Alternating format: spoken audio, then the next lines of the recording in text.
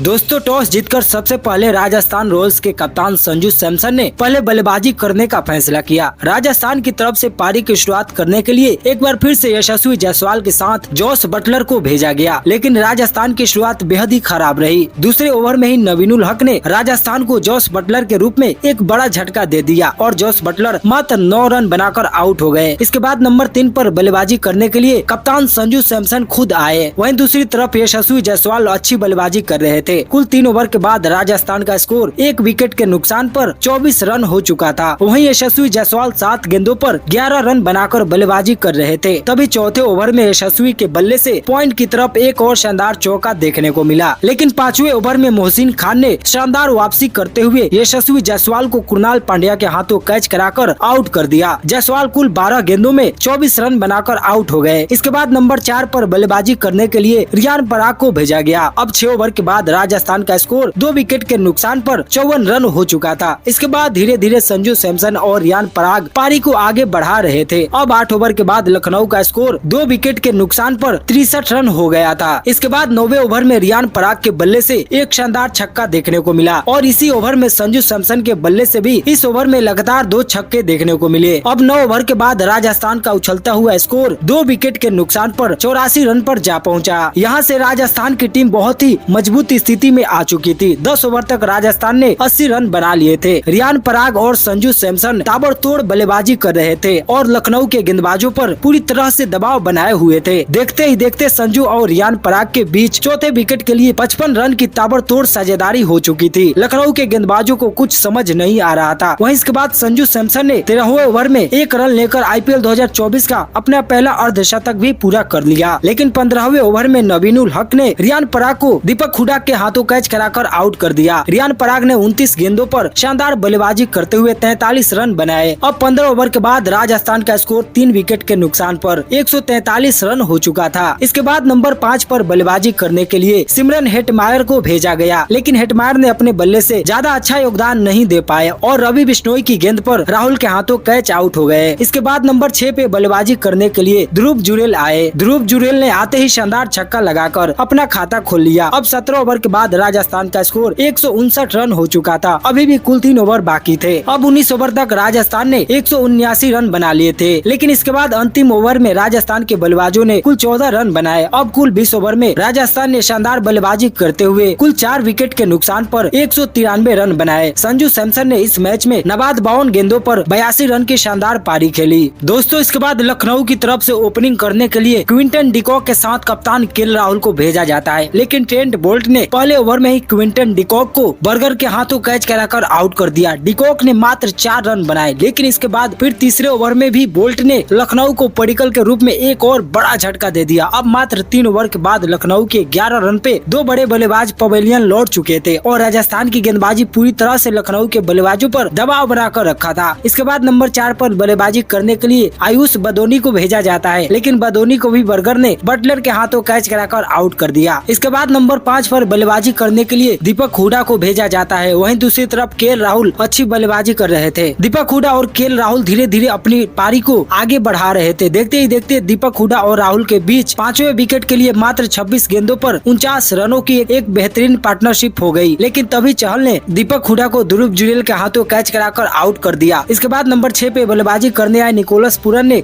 आते ही ताबड़तोड़ बल्लेबाजी करना शुरू कर दिया। उन्होंने मात्र 30 गेंदों पर ही अपना अर्धशतक पूरा कर लिया। वहीं दूसरी तरफ केएल राहुल 58 रन बनाकर आउट हो गए थे। अभी भी 10 गेंदों में लखनऊ को 41 रनों की दरकार थी, तभी अश्विन मार्कस एस्टोनिस को जुरेल के हाथों कैच कराकर आउट कर देते हैं। अब लखनऊ के 6 विकेट गिर चुके थे। अब 6 गेंदों में 27 रन चाहिए थे, लेकिन इस अंतिम ओवर में आवेश खान शानदार गेंदबाजी करते हुए लखनऊ को मात्र 7 रन बनाने देते हैं और इसी के साथ इस मैच को राजस्थान रॉयल्स ने 20 रनों से अपने नाम कर लिया। लखनऊ की तरफ से निकोलस पूरन ने 64 जबकि केएल राहुल ने शानदार 58 रन की पारी खेली। राजस्थान की तरफ से ट्रेंट बोल्ट को सर्वाधिक 2 विकेट मिला। वहीं राजस्थान की बल्लेबाजी की तरफ से संजू सैमसन ने सर्वाधिक 82 रनों की शानदार पारी खेली।